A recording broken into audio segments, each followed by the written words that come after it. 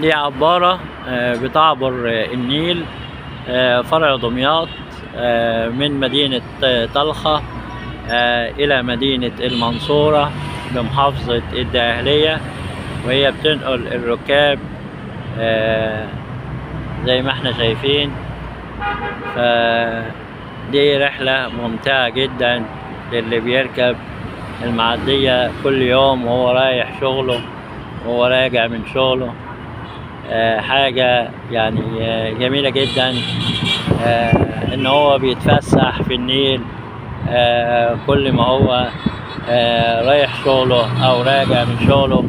وفي ناس بتخرج تتفسح تركب المعدية وتروح معاهم وترجع فقط من اجل المتعة ومن اجل ان هو يتفسح في النيل. مع خالص تحياتي، حمدي الجمل.